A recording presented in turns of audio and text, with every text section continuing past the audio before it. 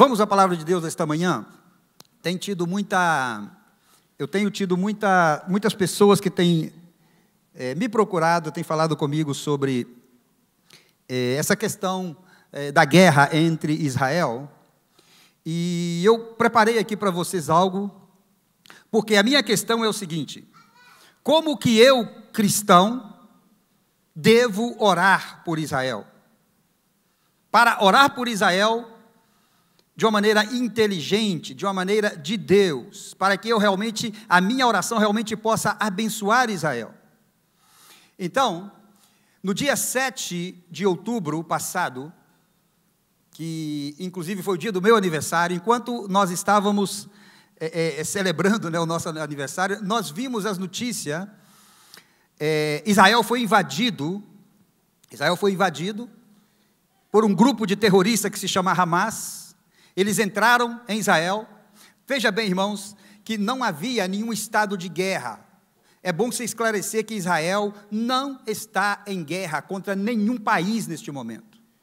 Não existe guerra de Israel contra os palestinos, não é isso. Neste momento, existe uma guerra de Israel contra um grupo terrorista de assassinos, de sanguinários, de pessoas cruéis, religiosos fanáticos. Eles invadiram Israel e mataram pessoas, e mataram todas as pessoas que vinham na sua frente. Não importava se o ódio deles por Israel, porque eles têm um ódio muito grande por Israel, e nós vamos ver isto. Não importava para eles se eles estavam matando brasileiros, mexicanos, canadenses, o que importava era matar. Por isso, mataram, e em resposta a isso, Israel então declarou um estado de guerra contra o Hamas. Não existe guerra neste momento. Uma guerra entre dois países é algo que se declara. Por exemplo, Rússia e Ucrânia estão em guerra. Se declarou o estado de guerra entre Rússia e Ucrânia. E começou a guerra, e essa guerra, inclusive, existem leis de guerra. Existem leis até mesmo dentro da guerra. O Hamas não respeitou nada, não havia guerra declarada. Eles entraram em Israel e mataram todos os que eles podiam matar. E algumas pessoas têm me perguntado, e eu gostaria de... Porque as pessoas perguntam assim: mas pastor, de quem que é a terra? Por que tanta briga pela terra? Então eu quero lembrar a você que Deus, Ele chamou a Abraão. Lembram da história? Deus chamou a Abraão. Abraão era Abrão naquele tempo. Nós teríamos que começar a história com a vida de Tera, que era pai de Abraão. Tera era pai de Abraão, ele tinha 3 filhos. Abrão, eu vou falar Abrão e Abraão, mas Abrão ele tinha, porque nesse tempo era Abrão, e ele tinha outros 2 filhos, um que se chamava Arã e outro que se chamava Naor. Ele tinha esses 3 filhos e eles viviam em Ur dos Caldeus, Iraque, para você se localizar. Viviam no Iraque. E Tera, então, ele tomou a sua família e saiu. E a Bíblia vai dizer que Tera saiu. Você pode ver essa história em Gênesis 11, 31 e 32. E você vai ver, então, que este Tera, o pai de Abraão, ele tomou seus filhos e saiu para ir à terra de Canaã. Você pode ver isso em Gênesis 11, você vai ver que tomou Tera Abraão seu filho, e Aló, filho de Arã, filho de seu filho, e Sarai sua nora, mulher de seu filho Abrão, e saiu de Ur dos Caldeus, Iraque, para ir à terra de Canaã.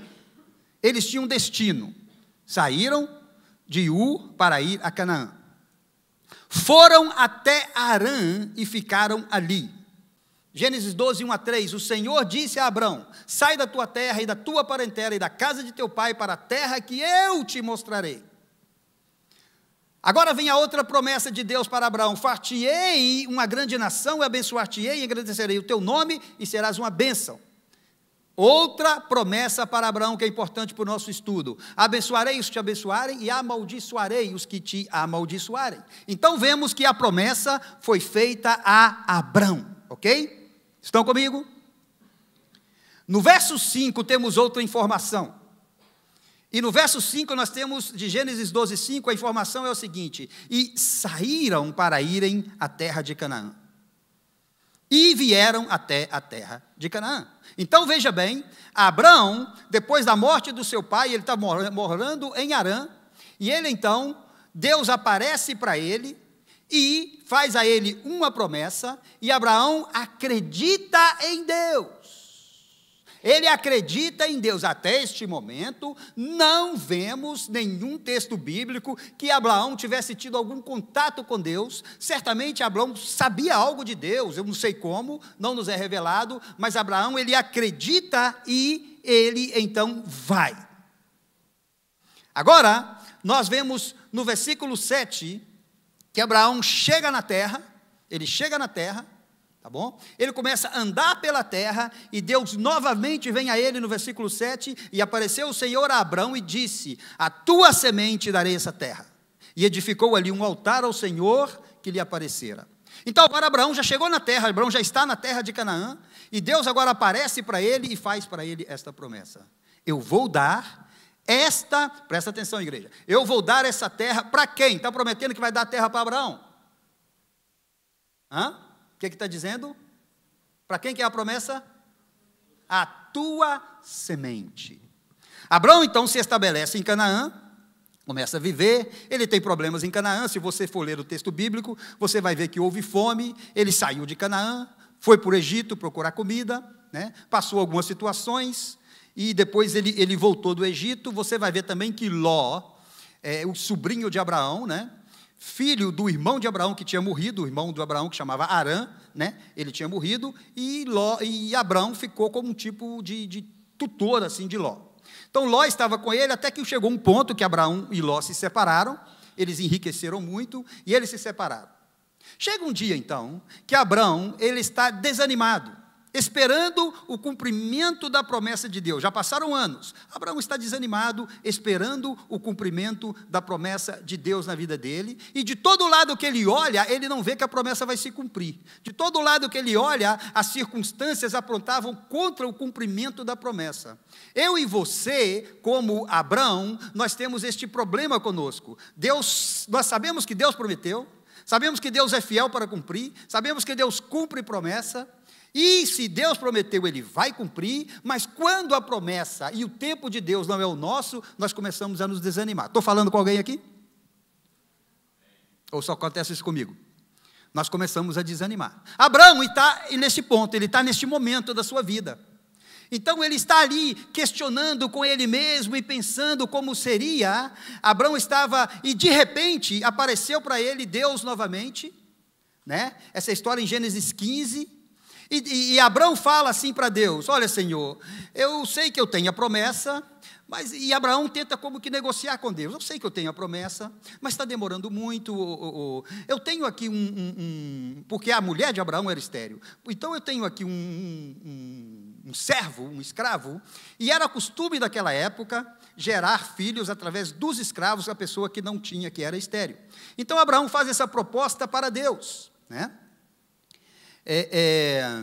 Tipo assim, vamos acabar de uma vez com essa espera, né? Vamos resolver este problema, sabe?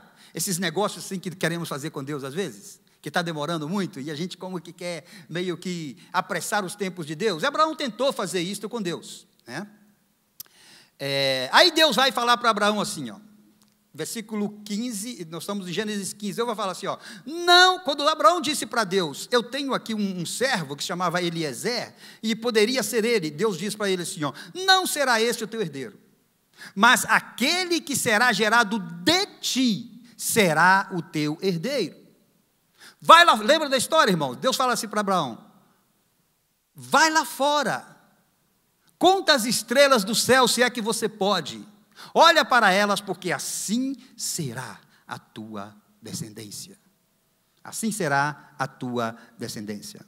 E Deus ainda lembra Abraão de outra promessa no versículo 7, ele lembra e diz assim, ó, eu sou o Deus que te tirou de Ur dos Caldeus para te dar por herança esta terra, a terra onde eles estavam, Canaã.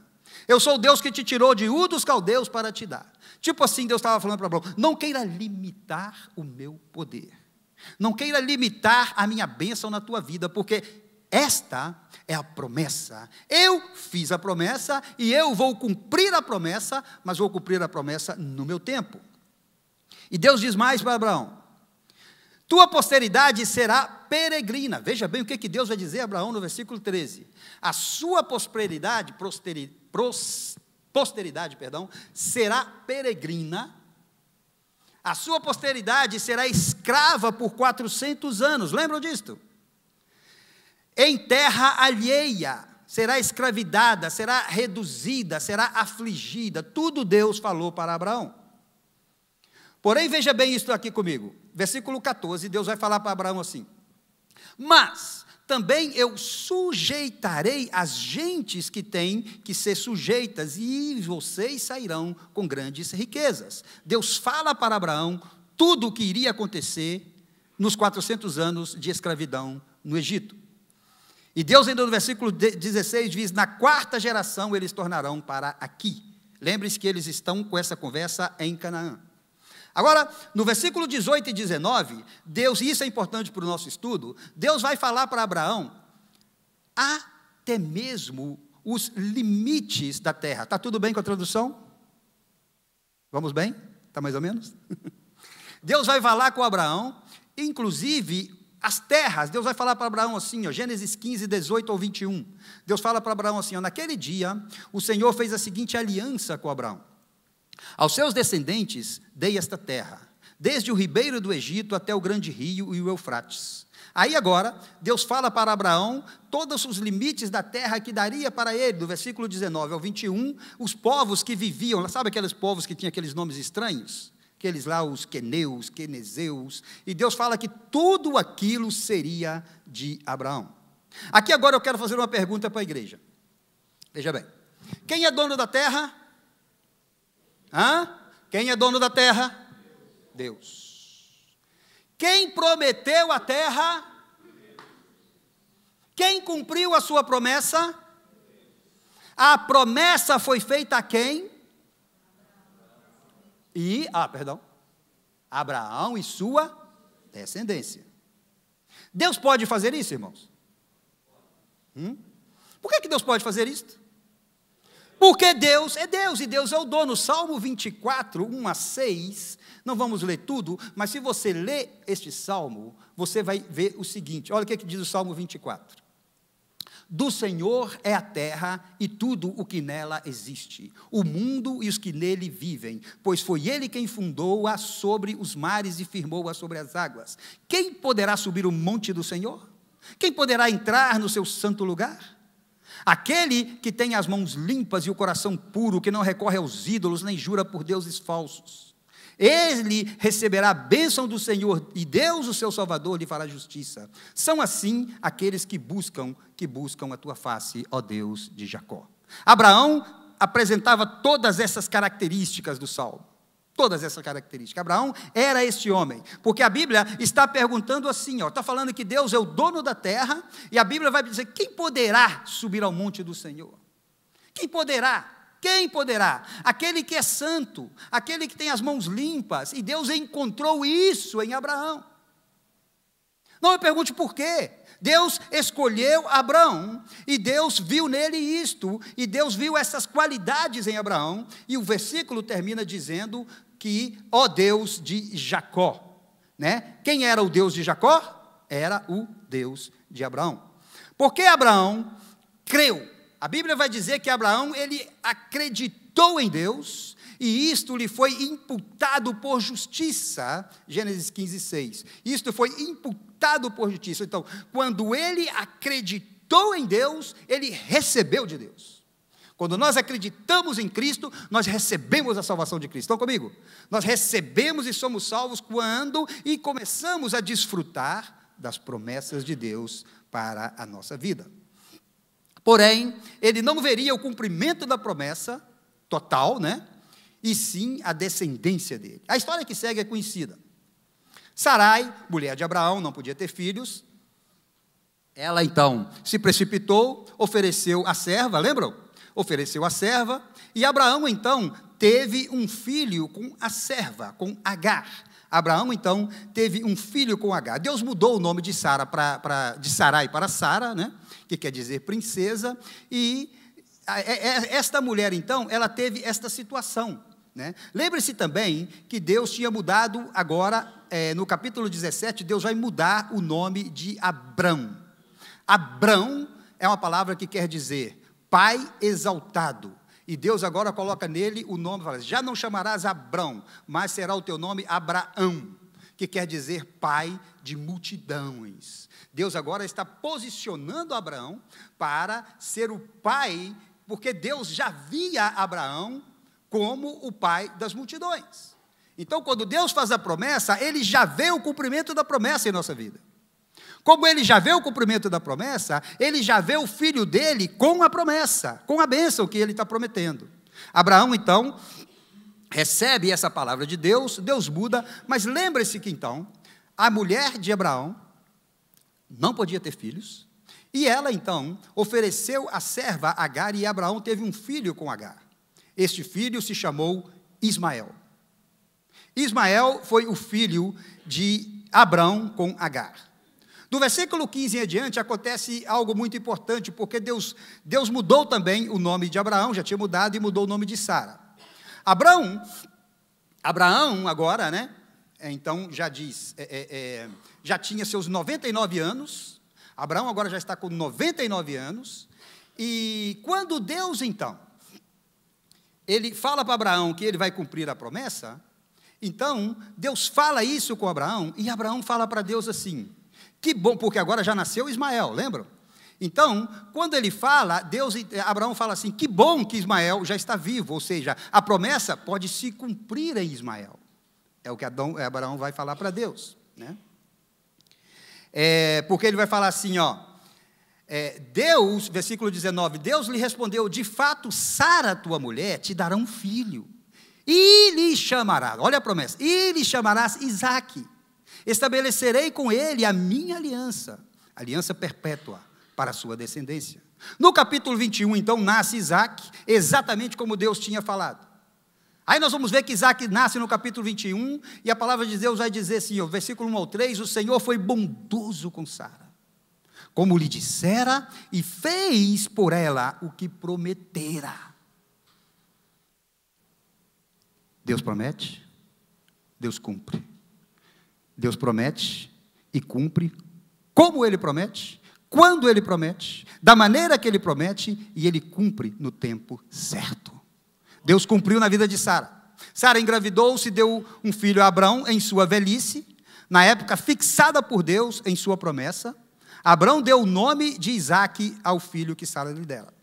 Depois disso, Sara então despediu Agar e Ismael. Ela despediu, eles tiveram problemas entre família, ela despediu, e Ismael, então, Agar e Ismael, eles saem, eles vão para o deserto. Deus se lembrou também que havia uma promessa na vida de Ismael. Deus não abandona Agar, Deus não abandona Ismael, e Deus faz uma promessa também a ela e ao menino. Gênesis 21, 20, você vai ver essa promessa de Deus para Ismael. Deus estava com o menino, está falando de Ismael. Ele cresceu, viveu no deserto e tornou-se flecheiro. Isaque, então, desenvolve a sua vida, Abraão morre, né? Isaque continua vivendo normalmente a sua vida. Isaque também teve problemas, né? Isaque também quis sair. Da mesma maneira que houve fome no tempo de Abraão, houve também no tempo de Isaque, ele quis sair para a terra do Egito, e quando ele quis sair para a terra do Egito, já no capítulo 26 de Gênesis, nós vamos ver Deus reforçando a promessa. Não vai não, eu tenho uma promessa na tua vida. Não vai não, porque eu tenho uma promessa na sua vida. E você vai ver lá em Gênesis, capítulo 26, versículo 2, o Senhor apareceu a Isaque e disse, não desça ao Egito, procure estabelecer-se na terra que eu lhe indicar, permaneça nesta terra mais um pouco, olha a promessa, e eu estarei com você, e o abençoarei, porque a você e aos seus descendentes darei todas estas terras, e confirmarei o juramento que fiz a seu pai Abraão. A promessa foi dada a Abraão e sua descendência, a promessa agora é confirmada a Isaque e aos seus descendentes. Isaque orou por Rebeca, sua esposa, porque também não podia ter filhos, e orou muitos anos por Rebeca, até que Rebeca, que também era estéril, Deus visitou Rebeca, Rebeca pôde conceber, e Rebeca então deu à luz aos gêmeos. Estamos falando de quem? Jacó e Esaú, né?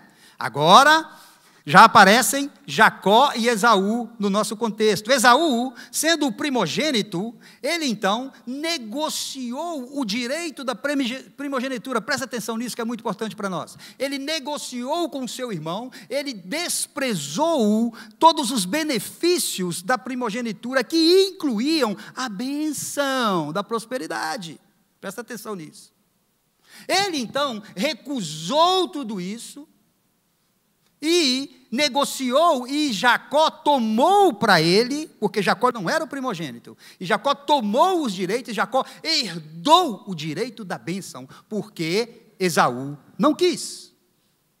Jacó então está vivendo a sua vida, e quando Esaú entende o que foi que aconteceu com ele, Esaú promete que vai matar Jacó, Jacó foge da presença de Esaú. Então, Jacó foge e vai para um lugar que se chama Padã Arã, e ali ele vai buscar a presença de um tio dele que se chamava Labão.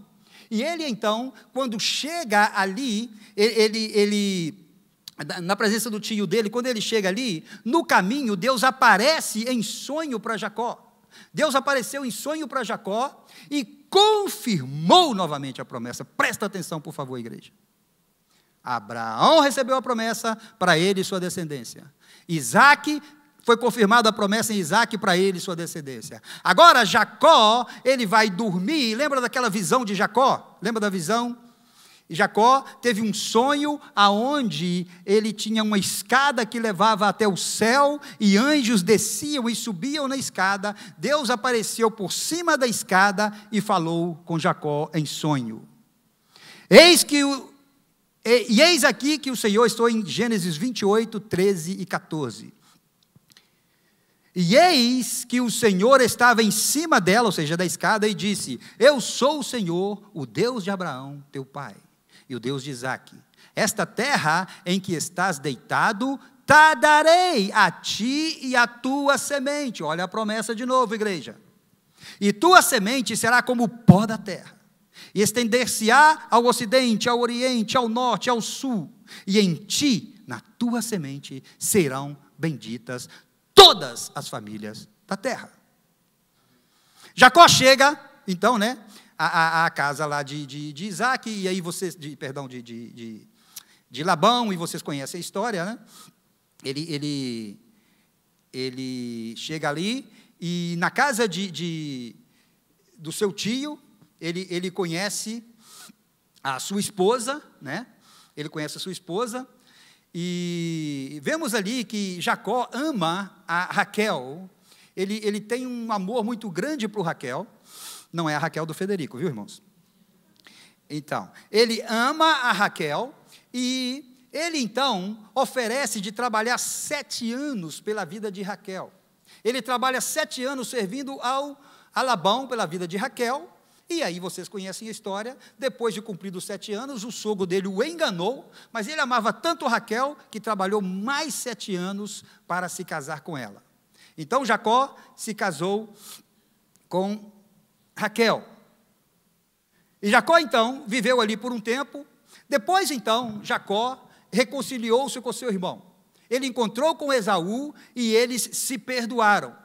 E ali, naquele tempo, então, Deus encontra-se novamente com Jacó. Estou em Gênesis 32 já. Deus encontra-se com Jacó, e Deus tem uma conversa com Jacó. Deus tem como que uma espécie de uma luta com Jacó, que é difícil até de entender exatamente o que aconteceu aqui. E neste tempo, Deus então, ele muda o nome de Jacó. Presta atenção nisso, por favor. E diz assim no capítulo 32, versículo 28, já não te chamarás Jacó, e sim Israel, pois como príncipe lutaste com Deus e com os homens, e prevaleceste. Jacó, então, ele tem o nome mudado. Agora, sai Jacó e entra e Israel. Jacó gera 12 filhos.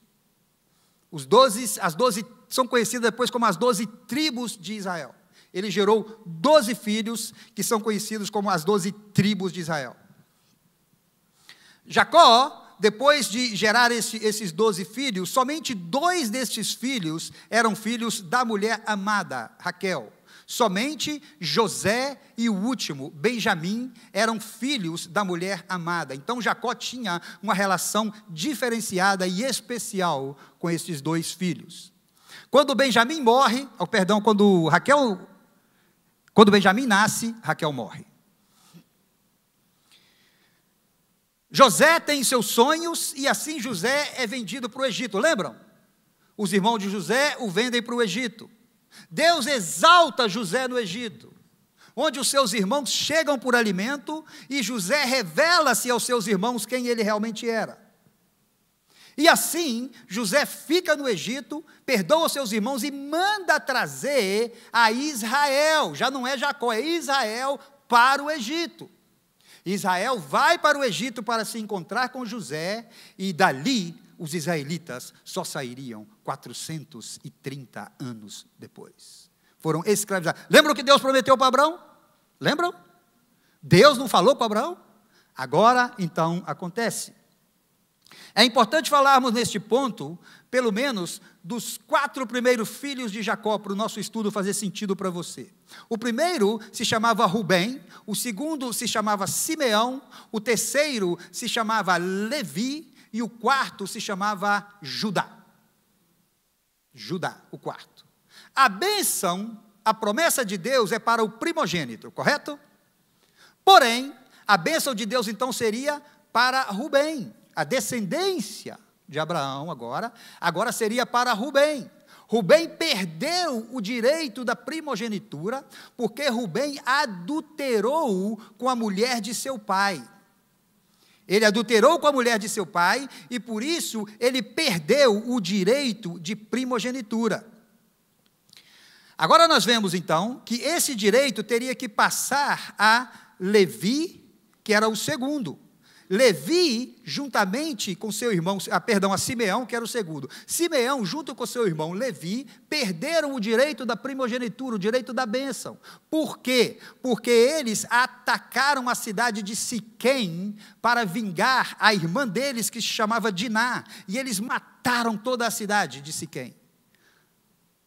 Israel não gostou disso, e por isso também perderam o direito da bênção. O quarto filho, quem era? Judá. Judá, então, herda o direito da bênção, e de Judá vai vir o nome dos judeus. Vejam bem que tudo começou em Abraão. Então, veja bem, passaria então, tempos, a bênção e o direito de herdar a promessa cai então no quarto filho, que era Judá. É importante também no nosso contexto, nós vermos que nesta atitude, Jacó, ele vai abençoar os seus filhos. Era um tipo de profecia que o pai fazia para os filhos. E quando Jacó vai abençoar os seus filhos, em Gênesis 49, se você ler do 3 ao 12, você vai ver tudo isso aqui que eu estou te falando. Que Rubem perdeu, que Simeão e Levi também perderam, e a partir do versículo 8 de Gênesis 49, irmãos, nós vamos ver a bênção de Deus para Judá. É importante você ter paciência comigo, por favor. Diz assim, estou em Gênesis 49, versículo do 3 ao 12, mas eu vou ler só do 8 em adiante. 49, 8. Fala assim, Judá, ele está abençoando Judá. Lembre-se que Judá agora é o herdeiro da bênção, é o herdeiro da promessa. Judá, seus irmãos o louvarão, por isso que a palavra Judá quer dizer louvor, sabiam? A palavra Judá quer dizer louvor. Seus irmãos o louvarão, sua mão estará sempre sobre o pescoço dos seus inimigos. Quando você tiver dúvida se Israel vai vencer alguma guerra, lembre-se disso aqui. Sobre os seus inimigos, os filhos de seu pai se curvarão diante de você. Judá é leão, um leão novo. Você vem subindo, filho meu, depois de matar a presa, como um leão, ele se assenta e deita-se como uma leoa que tem coragem de acordá-lo. Você já ouviu falar do leão da tribo de Judá? Já ouviu falar dessa expressão? Olha aqui a explicação. Agora, vai dizer versículo 10, o cetro não se apartará de Judá, nem o bastão de comando de seus descendentes, até que venha, presta atenção nisso, por favor, até que venha aquele a quem ele pertence, e a ele as nações obedecerão. De quem está falando? Jesus Cristo. Até que venha, Deus está falando que haveria guerra até que Jesus viesse. Se você quiser saber até quando vai ter guerra, é até que Jesus venha. Ok? Está aqui na Bíblia. Versículo 11, ele amarrará seu jumento a uma videira e o seu jumentinho ao ramo mais seleto, lavará no vinho as suas roupas, no sangue das uvas as suas vestimentas, seus olhos serão mais escuros que o vinho, seus dentes mais brancos que o leite. Deus mudou o nome de Jacó para Israel, e Deus abençoou o quarto filho como se fosse o primogênito para receber a promessa dele, e este filho de Jacó se chamava Judá. Estão comigo? Estão seguindo? Está seguindo, igreja? Vamos lá então. Quanto tempo mais? Quanto tempo mais vocês aguentam?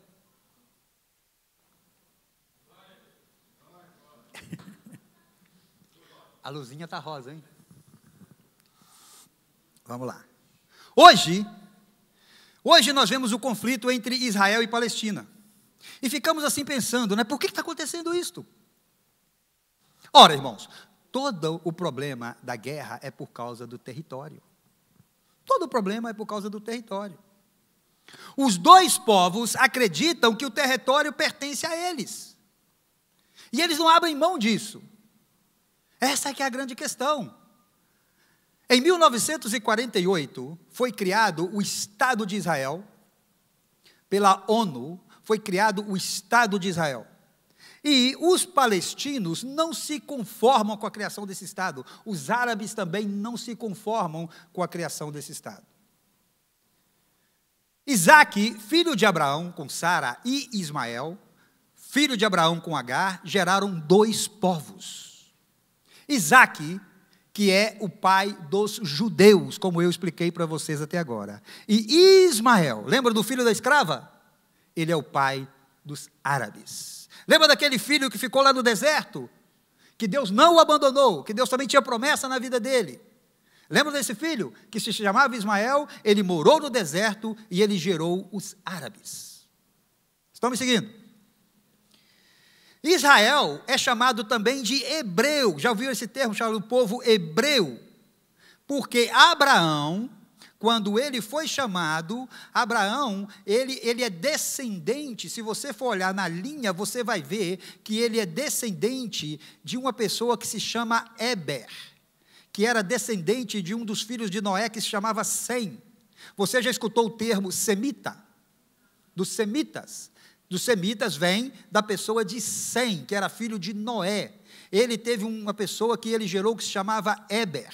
E este homem, então, é considerado o pai dos hebreus. A expressão hebreu também quer dizer aquele que vem do outro lado. Talvez porque esse Eber costumava fazer e ir para o outro lado, ele então tomou, e esse então ficou o seu nome, e de aí que vem o nome de hebreu. Israelitas vêm de Jacó, que teve o nome mudado para Israel. Judeus vêm do nome de Judá, que foi o quarto filho, como eu lhes expliquei. Então, esta região pela qual está a disputa é a região prometida a Abraão, por Deus. É a região que Deus prometeu para Abraão. Josué conquistou esta região. Lembram? Depois que Josué conquistou e que ele chegou ali, as promessas de Deus se cumpriram na vida daquele povo. Josué dividiu as terras. Ele abençoou as tribos, cada uma com a sua porção, da maneira que Deus dirigiu para que se possuísse. De quem é a terra, irmãos? Deus distribuiu, foi Deus que deu. O povo sonhou com o cumprimento da promessa por mais de 400 anos. Quando Josué chegou lá na terra, a terra era habitada por aqueles homens lá, daqueles nomes estranhos, lembra? Dos Jebuseus, Gigarzeus, aquele povo todo. E Josué chegou lá e conquistou tudo aquilo. Todas as vitórias de Josué foram dadas por Deus. Depois das conquistas, estas terras foram dadas por Josué ao povo, e este povo se tornou 2 reinos. Presta atenção nisso, por favor. Este povo se tornou 2 reinos. Um reino era de 10 tribos, que ficou conhecido como o reino de Israel. O outro reino era um reino que só incluía 2 tribos, que ficou conhecido como o reino do sul, ou de Judá. Israel era o reino do norte, 10 tribos, e Judá, o reino do sul, com 2 tribos. Somente a tribo de Judá e de Benjamim. Não vejo neste ponto que árabes ou palestinos tenham sido proprietários dessas terras, você vê? Biblicamente? Não vejo que árabes ou palestinos tenham propriedade sobre essa terra. Tudo foi dado por Deus a Israel, descendente do hebreu Abrão. Tudo. 1000 anos antes de Cristo, Davi conquistou uma das cidades, a cidade que se chamava Jebus, que era a cidade dos Jebuseus. Davi conquistou essa cidade. E esta cidade ficou conhecida como a cidade de Davi. Hoje é Jerusalém. Davi conquistou essa cidade, que quer dizer lugar de paz. Veja bem que coisa, né? Esta cidade se torna então a sede do reino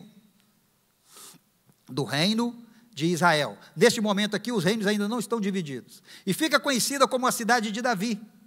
Salomão herda o reino de Davi, lembram? Passa tempos e de reis sobre o povo. Lembre-se que a divisão dos reinos se dá com Roboão e com Jeroboão. Roboão era filho de Salomão, e eles tiveram um problema, e Roboão então teve essa rebelião, e Roboão então ficou com somente 2 tribos, e Jeroboão ficou com 10 tribos, daí veio então a divisão do reino. Antigamente era o reino de Israel, agora passa a ser então aquela divisão que eu expliquei, o reino de Israel, as 10 tribos, e o reino de Judá, o reino do sul, as 2 tribos. Essas tribos são levadas cativas para o exílio, presta atenção nisso por favor, estão comigo, igreja? O reino de Israel é levado cativo, o reino de Israel foi levado cativo pelo reino da Assíria. Os assírios tomaram o reino de Israel, as 10 tribos, e levaram cativos. O reino de Judá, o sul, o reino do sul, foi tomado cativo pelos babilônios, e foram levados cativos para a Babilônia. O reino do norte, as 10 tribos, foram levados cativo para a Síria e nunca mais voltou, desapareceu. Já o reino do sul, porque era o reino em que Deus tinha a promessa sobre ele. Ele fica 70 anos no cativeiro e depois volta. E aqui é importante que você me entenda o que foi que aconteceu durante esses 70 anos. Eles foram levados cativos e a terra ficou lá. Eles foram para a Babilônia e a terra ficou lá. Algumas pessoas não foram levadas cativos e começaram a chegar gentes nessas terras. Presta atenção nisso, por favor. Começaram a chegar pessoas nestas terras.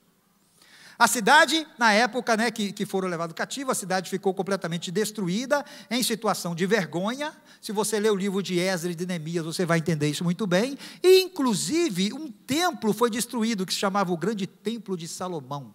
Também é muito importante para nós. Durante esses 70 anos do cativeiro, então, essas pessoas ficaram lá. Então, alguns judeus, outras pessoas foram chegando e foram morando ali, né? Não sabemos quantos, talvez samaritanos. Alguns estudiosos dizem que pessoas do sul da África foram chegando ali e foram vivendo ali. 70 anos depois do decreto do rei Ciro, o povo volta do cativeiro. Quando o povo volta do cativeiro, eles chegam na sua região, o lugar deles, prometido por Deus a eles, e encontram essa mistura de povos vivendo ali. Presta atenção, por favor. Chegamos assim, eles estão ali agora, né? Lembre-se, quem que voltou foi o reino do sul, o reino de Judá. Então começaram a ter os conflitos entre esses povos, porque eles moravam ali, pessoas de diferentes etnias, religiões e tudo, e começaram a ter conflitos, começaram a ter muitos problemas entre eles. Então, nós chegamos assim agora já no tempo do Império Romano. O Império Romano cresce muito e conquista povos, conquista nações, e Roma manda governadores para estes lugares onde eles estavam sendo conquistando. Então Roma coloca uma carga tributária muito grande sobre essas nações, sobre estes reinos. O imperador romano envia então governadores para esses lugares. Os judeus estavam lá vivendo no meio dos povos, daquela mistura de gente, lembram? Eles estavam lá vivendo assim. Até que nós chegamos então no ano 70, onde o general romano, que agora é Roma, né? Onde o general romano, que se chamava Vespasiano, ele dá uma ordem o imperador Vespasiano, ele dá uma ordem ao general Tito, e Tito entra em Jerusalém e acaba com a cidade. Mata mulheres, mata grávidas, mata crianças, leva pessoas cativas para Roma. E aqui então nós vamos ver que essas pessoas que puderam escapar, alguns que escaparam foram viver em alguns outros países, principalmente da Europa. E eles agora estão cativos, muitos em Roma. Roma então, a crueldade é tanta para com os judeus que somente da pessoa dizer cristão era pena de morte no Coliseu comido pelos leões. Chegamos assim. Pessoas foram assassinadas e levadas cativas. Muitos foram expostos desta maneira. Claro que ficaram povos na terra, que não eram judeus, né? Ou que eram judeus e que conseguiram ficar lá. Este povo se revoltou contra o imperador. Este povo se revoltou e se levantou naquele momento uma insurgência contra o imperador. Um homem chamado Bar-Koba liderou-o e foi algo terrível. Mas, uma vez, o exército de Roma mata todos eles e acaba com a rebelião. Presta atenção agora, por favor. Por quê? O imperador, que agora já se chama Adriano, ele então, revoltado com esta rebelião, ele pune os judeus que estão ali. Como que ele pune os judeus? Veja bem, que para humilhar os judeus, ele muda o nome da região, e coloca o nome da região de Palestina. Palestina, a região passa-se a chamar Palestina, não se chamava antes assim. Por que ele coloca isso? A palavra Palestina, irmãos, vem do termo Pelesh. Sabe o que quer dizer Palestina? Quer dizer filisteus. Lembra dos filisteus na Bíblia? Para humilhar Israel, Adriano coloca o nome de Palestina na região, para humilhar Israel, porque os filisteus tinham sido os maiores inimigos dos israelitas no tempo bíblico. Ou seja, os palestinos hoje são os filisteus? Não são os filisteus da Bíblia. Os filisteus da Bíblia eram um povo da Grécia, daquele lado ali do mar Mediterrâneo, tinham uma etnia. Esses palestinos de hoje, eles não têm uma etnia correta, não têm uma etnia certa. Porque foi uma mistura de povos que chegaram ali. A Canaã prometida por Deus a Abraão e sua descendência. A Canaã cativa, o povo cativo, a descendência que ficou cativa no Egito por 400 anos, que saiu do Egito pelas mãos de Moisés, que conquistou a terra pelas mãos de Josué, que sonharam com a terra de onde emana leite e mel. Mais tarde, se chamou a cidade de Davi, agora, por um capricho do imperador, se chama Palestina. Importante frisar, então, que não era o mesmo os filisteus, tá bom? Já a Palestina de hoje em dia se trata de um povo misto. Foram chegando ali na região, no tempo do cativeiro, eles foram chegando, pessoas da África, talvez, e talvez muitos samaritanos, talvez. É difícil, muito difícil saber a etnia deles exata. Eu tentei estudar isso, você não consegue ter uma etnia exata deste povo. Passa o tempo e a região fica conhecida assim então como Palestina. Vem o Império Bizantino, que era uma extensão do Império Romano, né? E eles comandam aquela região por um tempo. Já estamos no século V depois de Cristo. O povo se misturou muito entre os povos da África, árabes, né? Árabes, e esse povo se misturou muito, eles geraram pessoas, eles cresceram, tiveram famílias, um estrangeiro casou com outro, então um africano casou com um árabe, tipo assim, e foram se misturando. Já no século V, um califa árabe toma a Palestina e anexa a região e mantém o nome de Palestina.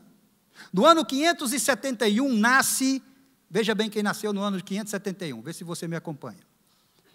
Nasce no ano 571, só para vocês rirem um pouco, nasce este homem aqui que se chamava Abu Al-Qasim ibn Abdallah ibn Abdal Muttalib ibn Maksini. Sabe quem é esse cara? Maomé. Maomé. No ano 571 nasceu Maomé. Maomé cresceu e criou a religião islâmica. Tenho que correr porque não tenho tempo mais. Criou a religião islâmica. No ano 632 morreu Maomé. E aqui, irmãos, é importantíssimo para você entender o que nós estamos falando. Quando Maomé morre, já está a religião islâmica muito grande, né? Quando ele morre, se divide a religião. Por quê? Algumas pessoas criam e achavam que a religião muçulmana agora teria que ter como líder o homem que era o braço direito de Maomé. Outros achavam que tinha que ser um da descendência de Maomé. Porém, Maomé não deixou descendentes homens. Só teve filhas. E aqui, então, houve um problema entre eles. O genro de Maomé começa a ser o líder da religião, mas 90% não aceitaram, e 10% aceitaram, ficaram com o genro. Então, nós vemos que eles se dividiram. E aqui, então, é importante nós vermos isto, porque essa divisão deles formaram, hoje em dia, a religião muçulmana é 90% de chamados os sunitas, que foram os 90% que ficaram com o braço direito de Maomé, e os xiitas, que são os 10% que ficaram com o genro de Maomé. O principal deles estão aonde? Sabe onde? No Irã. O Irã é a Pérsia de antigamente. Lembra da Pérsia na Bíblia? O Irã é a Pérsia na Bíblia. O Shah de Irã mudou o nome de Irã para o nome dele, colocou o nome de Irã, mas antigamente era a Pérsia. E estes homens do Irã, que são os muçulmanos xiitas, são a pior praga que está levando muitos à guerra e muitos ao fanatismo religioso. A religião onde eles estavam ali se tornou uma religião árabe muçulmana. No século VII, a religião muçulmana já está muito forte e querem fazer da Palestina uma espécie de um lugar onde todos são obrigados a serem muçulmanos. Porque é assim que eles pensam. Ou você é muçulmano ou você não é nada. Não tem que ser uma conversão do coração. Ou se converte do coração ou é na força. É assim que eles pensam. Eles dominam a cidade de Jerusalém e constroem, e aqui, meus irmãos, já vamos terminando, mas aqui é importante porque aqui está toda a origem do conflito. Eles dominam Jerusalém e eles constroem o domo da rocha. E eles constroem também a mesquita de Alá. Quem já foi em Jerusalém aqui? Se você já foi em Jerusalém, talvez você já viu este templo, que está, quando você vê fotos de Jerusalém, você não vê aquela foto com aquele domo? É o domo da rocha. E construíram também a mesquita de Alá. A gente falou tudo isso para chegar nesse ponto. Porque aqui está a maior tensão do conflito. Presta atenção nisso. Os judeus creem que este lugar é onde Abraão sacrificou Isaque. ou seja, é o Monte Moriá, o lugar sagrado para os judeus e que pertence a eles. Nós também cremos assim. Porém, os palestinos, árabes, também creem que este lugar é sagrado, porque, segundo consta, os seus escritos, foi o lugar do sacrifício de Abraão. Sim, mas Abraão sacrificou ali Ismael e não Isaque. Vocês estão vendo agora onde está o problema? Hã? Agora, nós temos aqui esse dilema. E o pior ainda, é que existe, que para mim é uma lenda, né? Mas existe uma crença entre eles que Maomé, quando foi morto, ele teria subido deste lugar ao céu. Lembremos neste ponto que muitos judeus fugiram principalmente para países da Europa, lembram disso? E de lá eles não voltaram. Chegamos assim no ano de 1930, a Alemanha nazista começa a perseguir os judeus. 6 milhões de judeus foram mortos por um homem que se chamou Adolf Hitler. Matou 6 milhões de judeus. 1939. Muitos judeus conseguiram voltar. E, de novo, começam a viver entre os povos palestinos. Fugindo do Holocausto, muitos conseguiram voltar para a sua terra. Quem está vivendo lá agora? Árabes, ismaelitas, judeus, israelitas e palestinos, aquele povo misto, estão vivendo lá. O Reino Unido, a Inglaterra, toma controle da região e começam os conflitos grandes na região. A Inglaterra tenta um acordo de paz e é oferecido 2 estados para terminar e selar o problema. 2 estados, vamos fazer 2 estados, um estado palestino, outro estado de Israel, e assim nós resolvemos o problema. Ficaria 80% da região na mão dos árabes ou dos palestinos e 20% apenas com os israelitas. Por incrível que pareça, os palestinos rejeitaram a oferta dos ingleses. Os ingleses desanimaram com aquilo, saíram dali, né? E nós chegamos no ano de 1945, é fundada a ONU, Organização das Nações Unidas. A ONU toma o problema, a ONU entra ali, são vários países, a ONU não é somente um país, e começa as tentativas de paz entre os povos. A ideia, então, foi criar 2 estados, a mesma ideia da Inglaterra. Da mesma maneira, mais uma vez, os palestinos recusaram a oferta. Mesmo assim, se cria. Mesmo assim, a ONU não importa, porque os palestinos rejeitam a proposta, né? E com a rejeição, os conflitos aumentaram mais ainda. Não temos tempo para falar de tantos conflitos. Mas, em 1947, a ONU resolve a questão que vai fundar os 2 estados. Eles não quiseram, então, como eles não quiseram, mesmo assim, no dia 14 de maio de 1948, se declara o Estado de Israel. Se declara o país de Israel, em uma plenária que foi presidida por um brasileiro que se chamava Oswaldo Aranha. Ele, então, preside e se declara o Estado de Israel em 1948, 14 de maio, é uma data super comemorada por eles. Finalmente, os judeus agora têm uma pátria. Finalmente, Israel agora tem um país. Finalmente, Israel, as pessoas de Israel podem ter um passaporte. Eles têm um lugar, eles têm uma origem, eles sabem de onde eles são. Se você quiser que eu te explique por que Deus protege Israel, você pergunte para Deus, por favor. Porque Israel agora, no dia seguinte, Israel é declarado Estado, é declarado nação. No dia seguinte, uma coalizão de países árabes vem contra Israel e declara guerra a Israel. No dia seguinte, eles estavam comemorando a situação. Eles são invadidos por uma coalizão de países. E eles são invadidos por estes países e tem essa guerra contra estes países. Nessa guerra, Israel vence a guerra. Se você quiser saber como que um país que acaba de nascer, pequeno, mal tinha um exército, venceu uma guerra contra uma coalizão de países, pergunte para Deus, que eu não sei responder. Não sei responder, porque essa coalizão era de Egito, Síria, Iraque e Transjordânia. 4 países contra Israel. Israel venceu a guerra. Como pode um país tão pequeno, né? Acabado de ser formado, vencer a guerra? 1967, a chamada Guerra dos 6 Dias, novamente uma coalizão de países árabes. Uma coalizão de países árabes, eles entram em Israel e atacam Israel. Israel, mais uma vez, vence a guerra em 6 dias e elimina todos eles e acaba com a guerra. Israel toma a faixa de Gaza, que não pertencia a Israel, toma a península do Sinai, toma as colinas do Golã, toma a parte oriental de Jerusalém e toma também a Cisjordânia.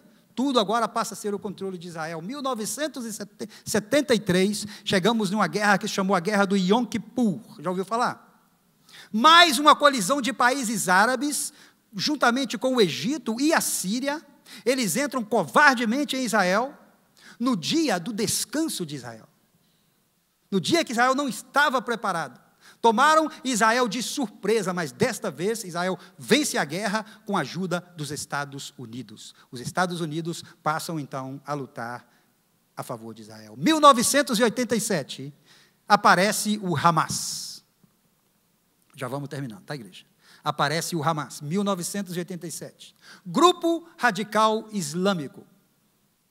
Eles se dizem um grupo de resistência, um grupo de justiça social, mas não são.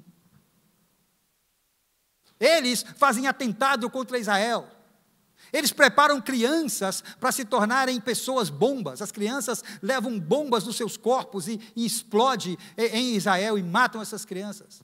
Eles hoje estão preparados, e eles recebem dinheiro, muito dinheiro. Sabe de quem? Do Irã. Por que eles recebem dinheiro do Irã? Porque são os xiitas. E eles querem, no estatuto deles, o objetivo deles é acabar com o Estado de Israel e matar todos os israelitas, para que todos desapareçam do planeta. Eles são que entraram no dia 7 de outubro, e por causa deles estamos vendo esta guerra. Sabe quando que é que eles conseguirão vencer Israel? Nunca! Nunca serão! Nunca vencerão Israel.